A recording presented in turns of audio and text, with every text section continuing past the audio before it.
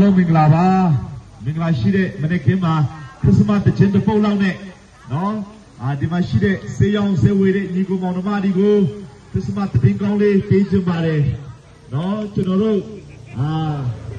ခရစ်စမတ်ကာလဖြစ်တဲ့အတွက်ကြောင့်မလို့နော်ခရစ်စမတ်တည်ကောင်းတခြင်းတစ်ပုတ်နဲ့ကျွန်တော်ခွန်အားပေးခြင်းနဲ့ဆေးရောင်ကောင်းကြပါစေနော်စိတ်ကြီးချမ်းသာခြင်းကိုယ်ချမ်းသာခြင်းအရောက်စီတိုင်းပေါ်မှာတက်ရောက်ဖို့ခရစ်စမတ်အရှင်ယူလာတဲ့ငိမ်သက်ခြင်းချမ်းသာတည်ကောင်းကိုမျှဝေခြင်းပါတယ်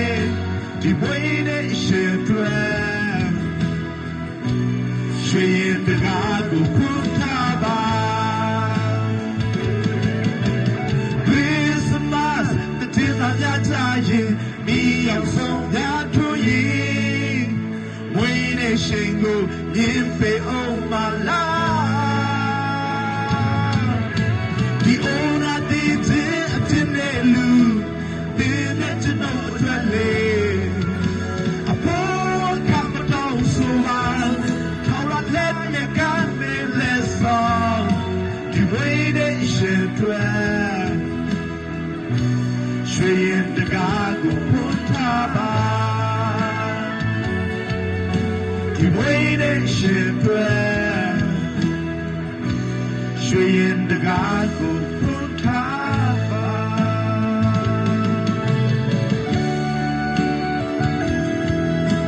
အားလုံးမင်္ဂလာပါကျွန်တော်တို့ခရစ်စမတ်ရဲ့အရှင်ကလွန်ခဲ့တဲ့နှစ်ပေါင်း2000ကျော်ကလောကမှာရောက်လာတယ်လောကကိုရောက်လာပြီးတော့သူဟာလူစားတိခံတယ်သူကနေရောင်အထက်ကနေလာတဲ့ဖန်ဆင်းရှင်ဖျားဖြစ်ပါတယ်ဖန်ဆင်းရှင်ဖျားဖြစ်တဲ့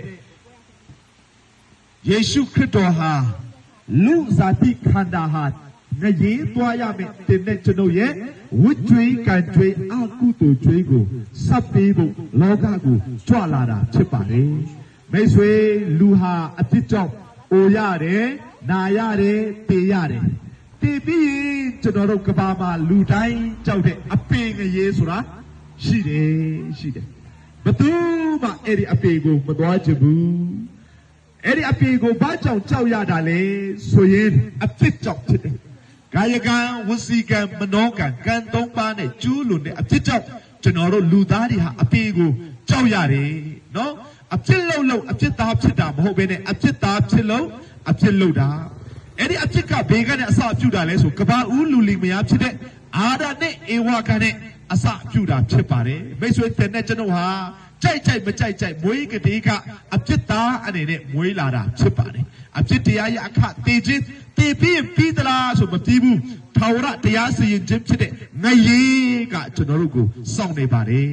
ငရေမသွားချင်လို့ကျွန်တော်တို့ညီကိုမောင်နှမတွေကကောင်းတာတွေအများကြီးလုပ်ကြတယ်အဲ့တော့ဗမာစကားကပြောပါတယ်ကုသိုလ်တပည့်ငရေကတပိတ်တာကျွန်တော်တို့လုပ်တဲ့ကုသိုလ်ထက်ကအာကုသိုလ်ကပုံများတဲ့အတွက်ကြောင့်မလို့ကျွန်တော်တို့ဒီဟာတကယ်ပဲဓမ္မလမတရားစီရင်ခြင်းရင်ဆိုင်တဲ့အခါမှာကျွန်တော်တို့ဟာဘယ်သွားမလဲဆိုရင်အပြစ်ရအခါကြောင့်အပေသွားရမှာဖြစ်ပါတယ်မိတ်ဆွေအဲ့တော့တင့်ကိုဖန်ဆင်းတဲ့တင်တဲ့ကျွန်တော်ကိုချစ်တဲ့ဖန်ဆင်းရှင်ဘုရားဟာတင်တဲ့ကျွန်ုပ်ကိုချစ်တဲ့ဖန်ဆင်းရှင်ဘုရားဟာလုံခဲ့တဲ့နှစ်ပေါင်း2000ကျော်ကဒီချိန်ဒီခါသမျှဒီလမှာလောကကြီးကိုကြွလာပါတယ်သူရဲ့နာမည်ကယေရှုလို့ခေါ်ပါတယ်ယေရှုလို့ပြောရင်ခရစ်ယာန်တွေရဲ့ဘုရားအနောက်တိုင်းတွေရဲ့ဘုရားလို့ထင်တတ်ကြတယ်တကယ်တော့ယေရှုရဲ့အဓိပ္ပာယ်ကဘာလဲဆိုရင်နော်မိမိလူတို့ကိုအပြစ်မှကေချွတ်မဲ့သူလို့အဓိပ္ပာယ်ရပါတယ်နော်အပြစ်မှကေချွတ်မဲ့သူကျွန်တော်တို့ကဘာကြောင့်ငရေကြောက်ရလဲဆိုတော့အပြစ်ကြောင့်အပြစ်မရှိရင်ငရေကိုကြောက်เสียလုံးဝမလိုတော့ဘူးအဲ့တော့အပြစ်တရားရအခတေခြင်းအတွက်အဲ့ဒီယေရှုခရစ်တော်ဟာလက်ဝါးကားတိုင်းမှာကျွန်တော်တို့ကိုစားအသေးခံပေးတယ်ဖန်ဆင်းရှင်ဘုရားကကျွန်တော်တို့ငရေကနဲ့လွတ်ဖို့အတွက်နော်လက်ဝါးကားတိုင်းမှာကျွန်တော်တို့ရဲ့အပြစ်ကိုစားအသေးခံပေးတယ်တချို့ချင်းခံတယ်3ရက်မြောက်သောနေ့မှာရှင်ပြန်ထမြောက်ပြီးတော့ယနေ့တိုင်အောင်အသက်ရှင်တဲ့ဘုရားဖြစ်ပါတယ်မိတ်ဆွေဒီနေ့ကျွန်တော်ပြောတဲ့သတင်းကောင်းခရစ်စမတ်သတင်းကောင်းလို့ပြောတဲ့အခါမှာအဲ့ဒီယေရှုခရစ်တော်ကယခုဘဝသမလုံဘဝဒီနေ့ကျွန်တော်ငရေကနဲ့လွတ်ဖို့အတွက်စိတ်ချမှုပြီးသားဖြစ်တယ်ငရေကနဲ့လွတ်ခြင်းစိတ်ချမှုကိုကျွန်တော်တို့ကိုပြီးသားဖြစ်တယ်ယေရှုကဘာပြောလဲဆိုတော့သူ့ကိုယုံကြည်ရင်ငရေကနဲ့လွတ်မယ်ကျွန်တော်တို့လောကကြီးမှာအနည်းမြတ်တက်ကြအခြေအနေအမျိုးစုံကျွန်တော်တို့ဖြတ်တန်းရတယ်အဲ့ဒီအခြေအနေတွေထဲမှာကျွန်တော်တို့နော်အခြေအနေအခက်ခဲတွေကြုံရတဲ့အခါမှာအဲ့ဒီယေရှုခရစ်တော်ဘုရားကိုခေါ်ကြည့်ပါယေရှုခရစ်တော်ဘုရားဟာအသက်ရှင်တဲ့ဘုရားဖြစ်တဲ့အတွက်ယေရှုခရစ်တော်ဘုရားကျွန်တော်ကိုကူညီပါကျမကိုကူညီပါလို့ပြောကြည့်ပါအသက်ရှင်တယ်ယေရှုခရစ်တော်ဘုရားကယခုဘဝတမလွန်ဘဝကျွန်တော်တို့ရဲ့ဘဝကိုတာဝန်ယူနေပေးနိုင်တယ်ဆိုတဲ့အကြောင်းနဲ့ခရစ်စမတ်သတင်းကောင်းကိုအနည်းငယ်ဝင်ခါတာဖြစ်ပါတယ်အခုချိန်မှာခရစ်စမတ်တခြင်းတစ်ပုဒ်နဲ့ပြန်ပြီးတော့ကျွန်တော်ပြောချင်ပါသေးတယ်လို့နော်